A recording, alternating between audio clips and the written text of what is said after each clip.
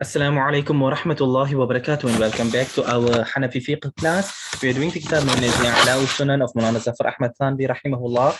And tonight, inshallah ta'ala, we are entering into a new chapter of the kitab. Previously, we were dealing with the chapters of wudu, and tonight we're beginning the chapters regarding tayammum. So let us begin. Bismillahi walhamdulillahi wassalatu wassalamu ala rasulillahi wa ala alihi wa sahbihi wa man wala. So we start here on page 317 of volume 1. أبواب التيمم. باب أن التيمم يجوز بسائر أجزاء الأرض ولا يشترط له التراب المنبت. The chapters regarding tayammum, and the first chapter is that tayammum is permissible with everything which is from the earth, and I'll explain this in a moment. ولا يشترط له, and it's not a condition that it has to be pure soil itself. So I'll explain that as well in a moment too. So let's read first the hadith, and then I'll put the things in more perspective. So we start in hadith number 283 عن جابر بن عبد الله رضي الله عنهما قال قال رسول الله صلى الله عليه وسلم في حديث طويل جعلت لي الأرض مسجدا وطهورا. الحديث رواه البخاري. Only a portion of the hadith has been quoted here, that the earth has been made for me a masjid and a purifier. The hadith is reported by Imam Bukhari rahimahullah. This is a lengthy hadith where Rasulullah sallallahu alayhi wasallam said, I have been favored over the other Anbiya alayhi salatu wasalam and their people with certain things. Nusirtu bir-ru'b, Allah aids me with the awe which is struck into the hearts of the kuffar, and وَأُحِلَّتْ لِي الْغَنَائِمْ, and the booty, the war booty has been made permissible for me, meaning for me specifically, for us as the ummah. Certain things mentioned all in this hadith here. And وَجُعِلَتِ الْأَرْضُ لِي مَسْجِدًا وَطَهُورًا, different wordings of the hadith. وَجُعِلَتْ لِي, and the earth has been made as a masjid, meaning we can make salah anywhere on the earth, and as a tahur. And the earth being a masjid does not literally mean every single place. You don't make in the graveyard, you don't make in the toilet, you don't make in the temple, but it means if you're outside in the desert over there, you can make salah. If you're on the side of the road, you can make salah. That's what it means as the earth. And tahura means the earth itself is a purifier. So that's the first hadith. There's only two hadith in this chapter, if I'm not mistaken. Yeah. So let's do the second one, and then I can explain it. حديث number 284 عن أنس رضي الله عنه مرفوعا جعلت لي كل أرض طيبة مسجدا وطهورا. رواه ابن المنذر وابن الجارود بإسناد صحيح فتح الباري. So Hazrat Anas radiallahu anhu says in a marfu' means what it means is he's speaking as if it is his words, but in reality, these are the words of Rasulullah sallallahu alaihi wasallam. So Nabi sallallahu alaihi wasallam said that the earth, kullu ardin tayyiba, every pure earth has been made as a masjid and a tahur, a masjid and a purifier. Imam Ibn al-Mundhir and Imam Ibn al-Jarud, muhaddithin, they have reported this hadith with an authentic chain, and this is mentioned in Fath al-Bari of Imam Ibn Hajar al-Asqalani rahimahullah. So that's there in its place. Now let's just go back up for a moment here. So بسائر أجزاء الأرض, I said that you can make it with anything from the earth, and that it's not required that it has to be pure soil. Now, what are they meant by these two things here? The first thing is بسائر أجزاء الأرض, that which is from the earth. Now you may be saying, but grass and plants and stuff like this is from the earth, but no, that's not what is being meant. There is a criteria and a condition which the fuqaha have basically put down, that those things which burn to ash and those things which melt are not deemed as being min jinsil ard. That is the thing, min jinsil ard, that is which is from the earth itself. So if you take grass and you burn it, it turns to ash. If you take what did I mention now? Let's say glass, which comes essentially from sand, but now you heat it up, what happens is it melts. You have gold. Gold comes from the earth. So you say, I can make tayammum on gold. We say no. Why? Melt gold, gold melts. It turns into a liquid. Same with silver and so on and so forth. So we say that's not what is min jinsil ard. Min jinsil ard means that if it is a brick, a cement block, an unplastered wall, or at least a plastered wall, an unpainted wall, things of this sort. So if somebody brings you a brick, or somebody brings you a rock, a beach stone, you have sometimes those smooth stones like that. That is, all of that is fine. That is min jinsil ard. So whether it is the soil from your garden, whether it be beach sand, whether it be a clay brick, whether it be your mud hut, these type of things, you can make tayammum with all of these sort of things. You cannot make tayammum with other stuff. Now, for example, your wall is painted with you got these oil paints or any type of paint like this here. You're not touching the earth, you're touching the paint. Thus, that paint does not allow you to make wudu or tayammum because you're thus not touching the earth. So therefore, one point over here is that if you have a brick and you've washed that brick clean, there's not a speck of dust on it. You can, if the whole world can make tayammum on that same brick, you don't have to have sand on your hands in order for it to be tayammum. So if you have your pet rock, some people collect rocks. So now you've got a rock there, a brick. Maybe you had people working, or you saw a brick on the side of the road. You took your brick and you brought him home. Maybe you use your brick as a doorstop, whatever the case may be. You can just take that brick there, touch it, finish, dust it off, wipe your face, touch your brick again, dust it off, wipe your arms, and your tayammum is complete. That's what we mean. So that is وَلَا يُشْتَرَطُ لَهُ التُّرَابُ الْمُنْبِتُ, that it does not have to be pure soil. The reason for mentioning this is because Hanafi madhab and Shafi'i madhab have a difference. Where the Shafi'i madhab say, no, you're not going to come on here with a brick, you're not going to come on here with other things of the sort, it's got to be soil. So from this point, we show the distinction that كل أرض طيبة وجعلت الأرض, all the words used by Nabi sallallahu alayhi wasallam is general. So we are not going to restrict it with those sort of things. So therefore, we're not going to say, no, like I say, sa'idan tayyiba famsahu biwujuhikum. So, we're not going to restrict and say, no, it only refers to specifically bring that soil. Don't bring me beach sand, bring me garden soil, or bring me beach sand, not garden. You can't say one or the other restricted to this or that. We say beach sand, garden, your soil here in your garden, just pull a bit of grass out and there you've got your soil. Like I say, they're busy building by you. You can touch that bricks that's over there. If you have a face brick house, it's currently raining right now. You can go and touch that face brick over there. All of that is ajza, jinsil ard, so it is suitable for tayammum. And like I say, that's the difference between the Hanafi madhab and the Shafi'i madhab. So that's the reason why this has been mentioned. So that's, in short, what this first chapter is about. It's simplified. It just means that for us, we have to make certain that it is what you call this thing now. Let's say, for example, you had a brick and you crushed the brick up and you crushed it into sand. Then you can make tayammum with that. No problem. If you don't want to walk around with a heavy brick, so you break him up like that, you put him in a little container with you, and you carry your little container around with you, and you just, sprinkle a little bit of the dust, and you touch that dust. It's not an issue. As long as it is min jinsil ard, from the earth things itself. Like I say, if you carry around your pet smooth rock, not a problem.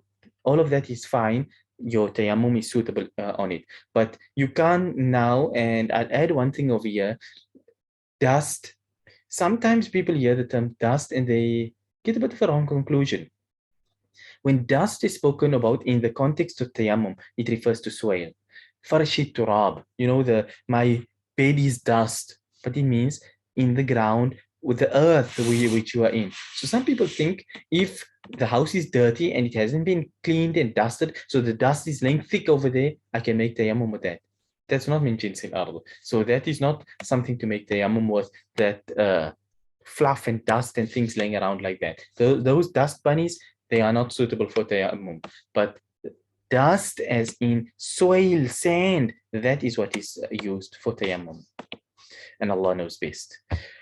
Okay, that being said, now we move on to the next chapter. Babu kayfiyati tayammum. The chapter regarding the method of tayammum. We know now that tayammum is permissible with these things. So how do you make tayammum? حديث number 285 عن جابر رضي الله عنه عن النبي صلى الله عليه وسلم قال التيمم ضربة للوجه وضربة للذراعين إلى المرفقين رواه الحاكم وقال الحاكم صحيح الإسناد ولم يخرجاه وقال الدارقطني رجاله كلهم ثقات انتهى. Okay, so Hazrat Jabir ibn Abdullah radiyallahu anhuma, he said that Nabi sallallahu alayhi wasallam said, Tayammum is one strike, darba, one strike, lil wajh, for your face. So one strike, if it's on the earth or on your brick or whatever, you strike it one time. And it don't mean you must hit it now, a strike like that. No, it means, you know, like, if you have a brick, you put your hands on the brick. If you've got if you outside, you just touch your hands on the soil. It doesn't mean you must hit when you use the word darba over here. You know, darba yadribu. So now you're thinking you want beat the sand, then now like that, cover yourself. It don't mean that. It just simply means put your hands on the brick, put your hands on the soil, put your hands on the sand, whatever it is that you are using. That's what you do. So one time, and like I say, if you happen to be in the soil and the sand and stuff like this, then yes, the particles will stick to your hand. Thus, you brush that off. Then you wipe your face. You're not supposed to take handfuls of sand and rub it over your face. Some people think there must be some sand left over. That's not correct. You blow it off, you dust it off, whatever, and you wipe your face. One time, one wipe of your face, not 3 times, once for your face. ضربة للوجه وضربة للذراعين إلى المرفقين. And one strike, again, one touch of the brick or the soil or the sand or whatever, للذراعين إلى المرفقين, for both arms until the elbows. So you've touched the earth for the second time now. You've blown off any excess sand that's on you. You take your left hand and you wipe your right hand from your hand right up until your elbow, and you do the same with your right hand and you do your left hand. That's how it's done. And there's no, okay, I wiped my one arm, now I must hit again to do it for the other arm. No. ضربة لذراعين إلى المرفقين. One, so you only touch the earth or the brick twice. One time and you wipe your face, the second time and you wipe your arms and you're finished. You don't wipe your head, you don't wipe your feet, you don't do anything else besides this. That's the method of tayammum. It's the simplest, most straightforward thing you can find. Just one done. Imam Hakim rahimahullah has reported this hadith, and Imam in his Mustadrak, and he says it is Sahih al-Isnad wa lam yukharrijahu. The chain of narration is authentic, but Imam Bukhari and Imam Muslim have not reported it. Now, I'm not going to spend too much time on this topic, but just to mention one particular point over here, this is Al-Mustadrak ala Sahihain lil Hakim. Now, amongst the books of hadith, there are many different types. You have the Mustakhrajat, you've got the Mustadrakat, you've got the kitabs of this nature. So, a Mustakhraj and a Mustadrak. A Mustadrak is a hadith which have been, or at least I should say, different ahadith which an author, a muhaddith, has compiled to which he feels meet the criteria of another muhaddith. That's what it is. So in this kitab, the Mustadrak of Imam Hakim went out and endeavored to find a hadith which have not been reported by Imam Bukhari and Imam Muslim rahimahumullah. But knowing the criteria that Imam Bukhari and Imam Muslim have for accepting a hadith, Imam Hakim kept this as his his guiding rod. So he said, okay, this is according to the criteria of Imam Bukhari. This one is according to the criteria of Imam Muslim. This is according to the criteria of both Imam Bukhari and Imam Muslim. So he selected only those ahadith. There are some others, and there are some which don't actually meet their criteria, but Imam Hakim felt it was such. Imam Zahabi then came along and he's got his talkhis, his commentary, his comments on Imam Hakim's kitab, and then he would say that yes, he agrees. Imam Zahabi agrees with him that yes, it meets the criteria, or Imam Zahabi say no, it doesn't actually meet the criteria, it's a incorrect. And it's not exactly there. We're not exactly doing that sort of things right now, but I'll mention it just for the sake of it. Imam Hakim rahimahullah was writing his Mustadrak at the time when he passed away.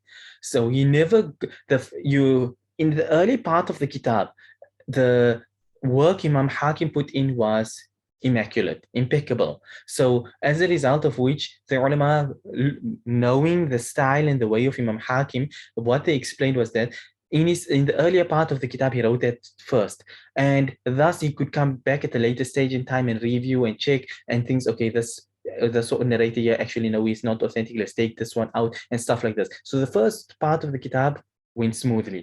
Then Imam Hakim had compiled the second part of the kitab, but he passed away before he got a chance to complete his review of the second half.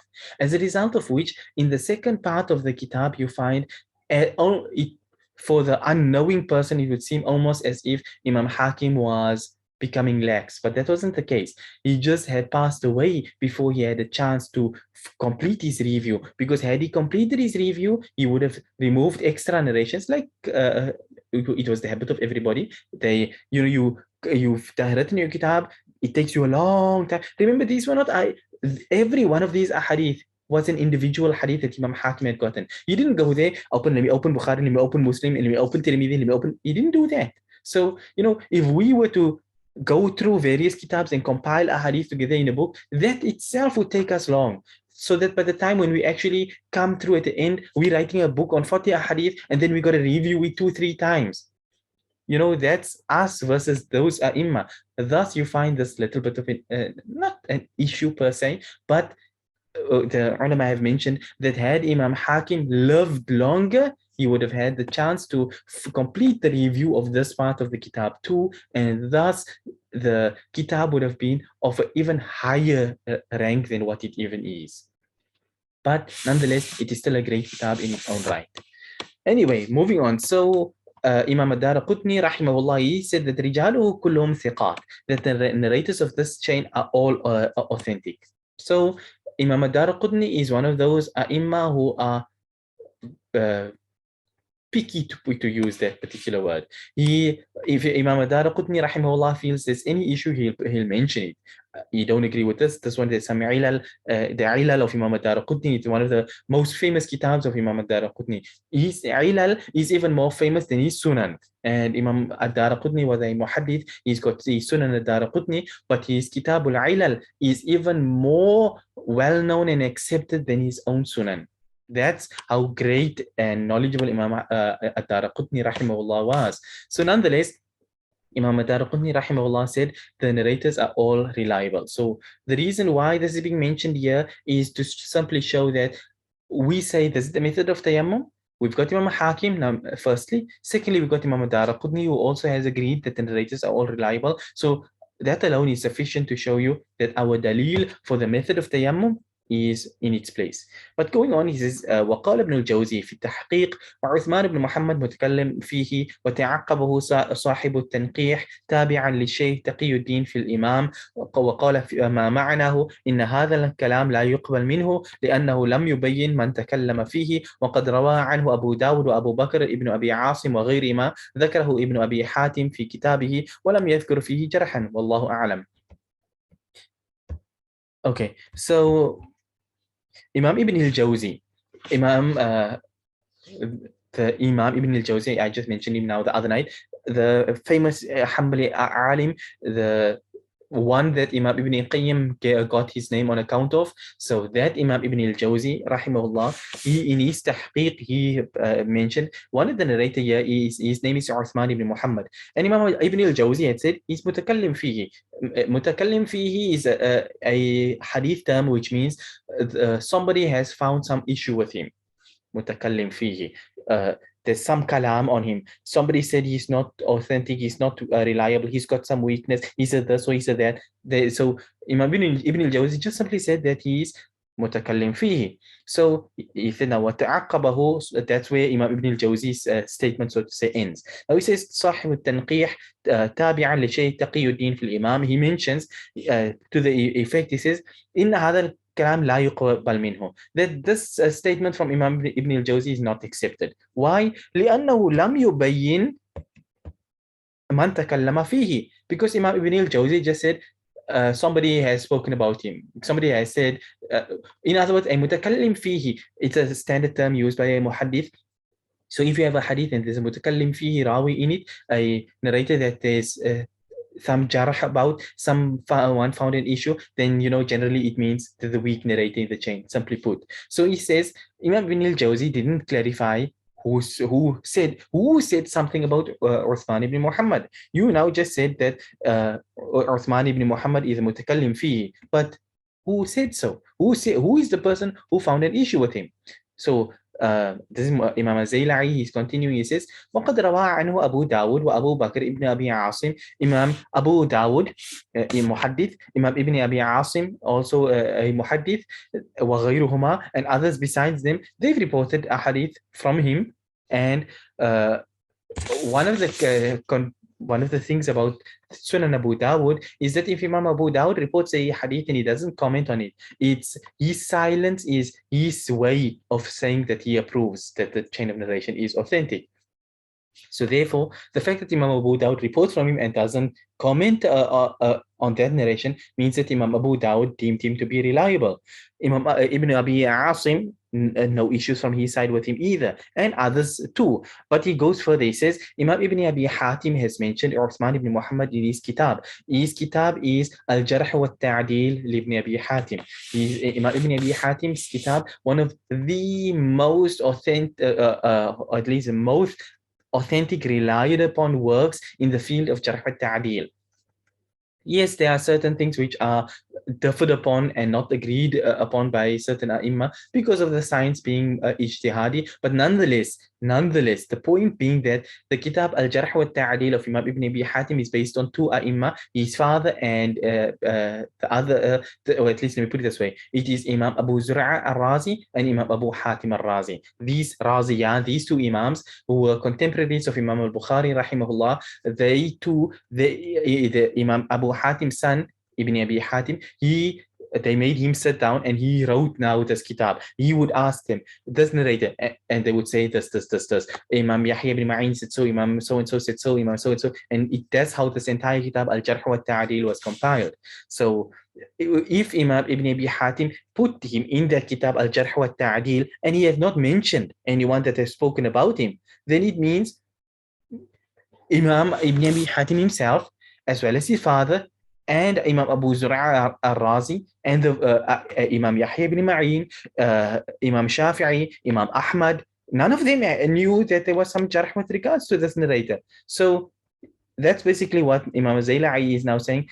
If Imam Ibn al-Jawzi said that he's mutakallim fihi, then when exactly did he become mutakallim fihi? When the first ai of hadith who so to say, laid down this field of the laws of Al-Jarh wa Ta'dil, they never commented anything regarding him to say that he's weak. So where exactly does this that he's mutakallim fihi come from? That's basically what it's saying in a nutshell.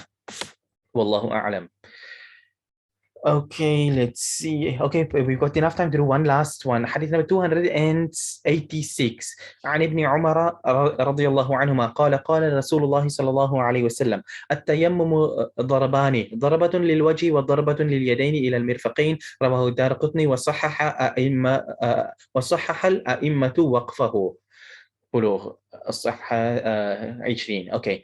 Hazrat Abdullah ibn Umar radiyallahu anhuma, he narrates that Rasulullah sallallahu alayhi wasallam said that tayammum is two strikes. One strike for your face and one strike for your two hands up until your elbows. It's the same as the previous hadith, which I explained already, so there's no need to go into detail. Like I say, the strike means touching the sand, soil, brick, clay, gypsum, whatever you plaster, call it what you want to. These things which are from the jinsil ard, touching it and brushing off any excess, wiping your face, touching it again, brushing off the excess, wiping your arms until the elbows, and that's it. Imam Darul rahimahullah reports this hadith. وَصَحَّحَ الْأَئِمَّةُ وَقْفَهُ.